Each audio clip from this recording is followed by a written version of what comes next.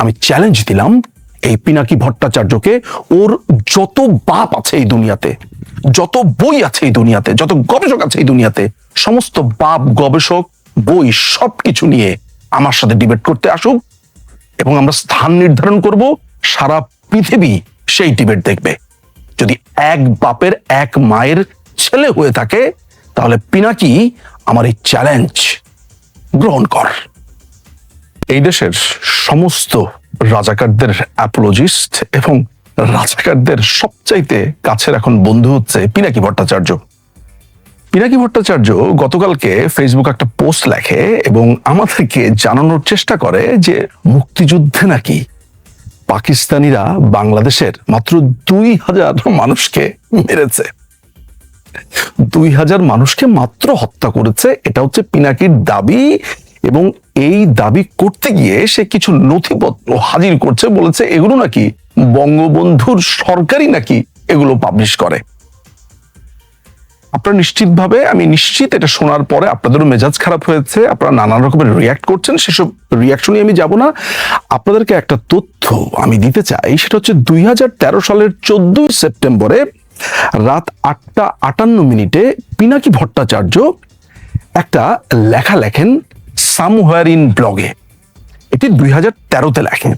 সেখানে সে লেখে মুক্তিযুদ্ধের শহীদ 3 লক্ষ নাকি 3 মিলিয়ন এরকম শীর্ষক একটা নিবন্ধ লেখে এবং সে সেখানে প্রমাণ করার চেষ্টা করে যে মুক্তিযুদ্ধের শহীদের সংখ্যা 30 লক্ষ এবং রাজাকাররা এই সংখ্যাকে কমিয়ে মুক্তিযুদ্ধের গুরুত্ব কমাতে চায়।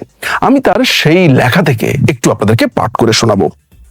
পিনাকি সেই 14 সেপ্টেম্বর 2013-তে লিখেছে, জামাতের পক্ষ থেকে একটা বিতর্ক চালু করা হয়েছে মুক্তিযুদ্ধের শহীদের সংখ্যা নিয়ে। এর ফলে তাদের অপরাধ লঘু করে দেখানোর একটা প্রচেষ্টা মাত্র। আবার সংখ্যায় অল্প হলেও কেউ কেউ দুম করে মুক্তিযুদ্ধের শহীদের তালিকা চেয়ে বসেন। একটা গণযুদ্ধে শহীদের নামের তালিকা করা হয় কিনা সে বিষয়ে অসম্পূর্ণ ধারণা থাকার কারণে খুব সুকৌশলে তারাই তালিকা তত্ত্ব হাজির করেন। পৃথিবীতে যত যুদ্ধ হয়েছে সে যুদ্ধগুলোর কোনোটিতেই বেসামরিক মৃত্যুর কোনো নাম ধরে তালিকা নেই। এমন তালিকা এখনো করা হয় না, কারণ এটা করা সম্ভব না। যুদ্ধ একটা অস্বাভাবিক অবস্থা, এটা রোড ট্রাফিক অ্যাক্সিডেন্ট নয়। এ সময় শুধু তথ্য সংগ্রহের সমস্যা নয়, এই অস্বাভাবিক অবস্থায় আরো অনেক ঘটনা ঘটে। যেমন ব্যাপক সংখ্যক মানুষ দেশ ত্যাগ করে, তাদের মধ্যে অনেকেই ফেরে না, অনেকেই পরিবার থেকে বিচ্ছিন্ন হয়ে যান, পরিবার সমাজবিহীন ভবঘুরে মানুষরাও নিহত হন যাদের খোঁজ পাওয়া সম্ভব হয় না। এছাড়াও আছে যুদ্ধের কারণে পরোক্ষ মৃত্যু, যারা হত্যা করে তারাও অপরাধ ঢাকার জন্য মৃতদেহ লুকিয়ে ফেলে।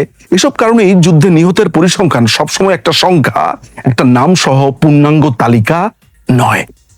এটাই পৃথিবী জানে না। এই লেখার মধ্যে সে নানান ভাবে জামাতকে গালিগালাজ করেছে, জামাত এই মিথ্যাচার ছড়িয়েছে, এই ধরনের অনেক কথা বলেছে। এই বইয়ের ভিতরে সে বলেছে, সেই বইয়ের হিসাবের 82 নং রোয়ের 11 নম্বর কলামে দেখুন 30 লক্ষ সংখ্যাটা জলজল করছে। অর্থাৎ যেই রোমেলকে তিনি তখন রেফারেন্স ধরেছিলেন, সেই রোমেল তার বইয়ের ভেতরে মুক্তিযুদ্ধে নিহতের সংখ্যা 30 লক্ষ বলেছে এবং এটাকেই সে রেফারেন্স হিসেবে ব্যবহার করেছে। আজকে সেই লেখার কথা ভুলে গিয়ে এত বছর পর সে বলছে 30 লক্ষ 3 লক্ষ কোথাও না, সে নেমে এসেছে 2000-এ। এবং সে এখন কার কথা বা কোন চোথাকে সে এখন মানছে, সে কোথাকার কোন এক লোককে ধরে নিয়ে এসেছে, কোথাকার কোন এক রেফারেন্স সে ধরে নিয়ে এসেছে।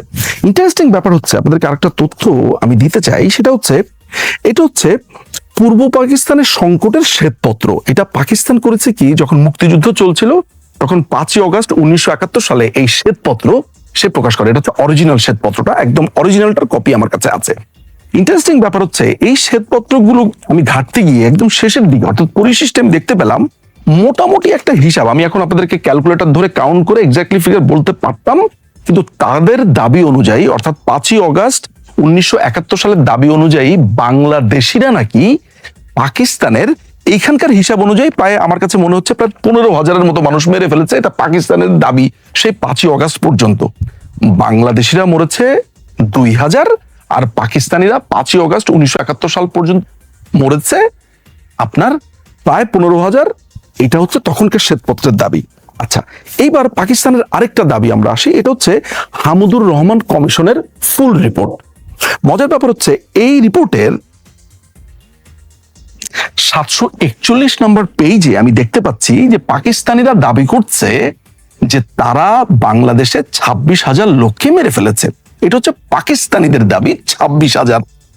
পিনাকি সেইটাও তার রেফারেন্স হিসেবে ধরে নাই, পিনাকি সেখানে 2,000-এ নেমে এসেছে। এই রাজাকার এখন বলে বেড়াচ্ছে যে গবেষকরা কি তাদের গবেষণা থেকে সরে আসে না, তারা কি তাদের গবেষণার চেঞ্জ করে না, তাদের চিন্তা চেঞ্জ করে না। আরে বেটা, নিউটন আপেল গাছের থেকে পড়েছে, সেটা সূত্রের এদিক সেদিক হতে পারে রে, কিন্তু নিউটন কখনো এই দাবি করবে না যে গাছ আপেল নিচে পড়লে আপেল উপরের দিকে যায়। তুই হচ্ছিস এমন এক গবেষক যে গবেষক এখন বলছে যে গবেষকরা রিফিউট করতে পারে আজকে থেকে ঠিক 10 বছর পরে। এই তুই বলবি আমি কি আমার গবেষণা এখন রিফিউট করতে পারবো না, আমার কি চিন্তায় চেঞ্জ হবে না? এইভাবেই কালে কালে এই বদমাসটার সমস্ত কিছু চলছে। আজকে সে ঘোষণা দিয়েছে যে সে চ্যালেঞ্জ দিয়েছে যে এই 30 লক্ষ নিয়ে সে ডিবেট করতে চায়, কোনো নাকি বাপের বেটা আছে কিনা এইটা বলে সে বিরাট বড় স্ট্যাটাস দিয়েছে। আমি নিঝুম মজুমদার আজকে 18ই অগস্ট ইংল্যান্ড সময় 3টা 7 মিনিট আমি চ্যালেঞ্জ দিলাম এই পিনাকি ভট্টাচার্যকে, ওর যত বাপ আছে এই দুনিয়াতে, যত বই আছে এই দুনিয়াতে, যত গবেষক আছে এই দুনিয়াতে, সমস্ত বাপ গবেষক বই সবকিছু নিয়ে আমার সাথে ডিবেট করতে আসুক এবং আমরা স্থান নির্ধারণ করব, সারা পৃথিবী সেই ডিবেট দেখবে। যদি এক বাপের এক মায়ের ছেলে হয়ে থাকে তাহলে পিনাকি আমার এই চ্যালেঞ্জ গ্রহণ কর। পৃথিবীব্যাপী গৃহীত নিয়ম, যারা মুক্তিযুদ্ধের শহীদদের তালিকা চায় তাদের যে কোনো একটা গণযুদ্ধের বেসামরিক নিহত নাগরিকদের তালিকা দেখাতে বলুন। যুদ্ধের মৃত বা নিখোঁজ সামরিক ব্যক্তিদের তালিকা করা সম্ভব, কিন্তু বেসামরিক ব্যক্তিদের নয়। এই এস্টিমেশন কিভাবে করা হয়? আজ জেরুমেল তার চায়নাস ব্লাডি পলিটিক্স বইয়ে এবং লিথাল পলিটিক্স বইয়ের পরিশিষ্ট গণহত্যার পরিসংখ্যান কিভাবে করতে হয় সেটার একটা মেথোডোলজি দিয়েছেন, আগ্রহীরা পুরোটা দেখতে পারেন। তখন রোমেল ছিল পিনাকির বাপ, পিনাকিকে তখন সে রেফার করছে এবং বইপত্রের নাম দিচ্ছে। এভাবে সে আরো বলছে, আমি জাস্ট পুরোটা পড়ি, আসলে রুচি হয় না, মানে এরকম একটা অসম্ভব নোংরা, একটা নোংরা মাংসপিণ্ড কোন মাতা তাকে জন্ম দিয়েছে এটাও ভাবতে আমার ঘৃণা বোধ হয়। তারপর পড়ছি, পাঠকদের জন্য আমাকে কষ্টটা সহ্য করতে হচ্ছে, মানে মানসিক কষ্টটা। যাই হোক, কিন্তু সাধারণভাবে দুটো রেঞ্জ ব্যবহার করা হয়। আমেরিকান সিভিল ওয়ারে 6 থেকে 7 লক্ষ মানুষ নিহত হয়েছিল। রুমেল তার পদ্ধতিতে কিভাবে এই রেঞ্জটা করা হয় সেটার একটা মেথড বলে দিয়েছেন, বিরাট বড় পণ্ডিত। প্রিয় দর্শক, আমি আপনাদেরকে একটা কথা বলি, ও এই রুমেলের মেথড কিচ্ছুই পড়ে না, এই পিনাকি কোনো পড়ালেখাই করে না। ও যেটা করে সেটা হচ্ছে, একটা ধরেন আপনার বিস্কুট খাচ্ছে বা চানাচুর খাচ্ছে, কোনো একটা ঠোঙ্গা পেলো, ঠোঙ্গার ভিতরে লেখা হলো পিনাকি মারি, সাথে সাথে সে একটা পোস্ট করবে, এই সবাই জানেন এই বইয়ের ভিতরে লেখা আছে পিনাকি। ও হচ্ছে ওই টাইপের লোক। সুতরাং আলটিমেটলি ও হচ্ছে চানাচুর খাওয়া পাঠক, অর্থাৎ চানাচুর খেতে খেতে যে বইপত্র পায় সেগুলা সে একটু দেখে ফেসবুকে জ্ঞান কপচায়। এইভাবে সে জ্ঞান কপচিয়েছে এবং সে এটাও বলেছে, বাংলাদেশে অনেকে বলার চেষ্টা করেন বাংলাদেশের মুক্তিযুদ্ধে 30 লক্ষ সংখ্যা আন্দাজে বলা হয়েছে। এই অভিযোগটা আসে মূলত জামাত ঘরানার মানুষের কাছ থেকে। মুক্তিযুদ্ধ সংক্রান্ত কোনো আলোচনায় তারা বৈধতা বের করতে পারে না, কোনো যুক্তিতে তারা কাউকে কনভিন্স করতে পারে না, তাই তারা মুক্তিযুদ্ধের প্রসঙ্গে মানুষকে কনফিউজ করে দিতে চায়। ও আজকে 13 বছর পর ও ঠিক একই কাজটা করছে, ওই 13 বছর আগে সে যাদেরকে গালিগালাজ করছিল।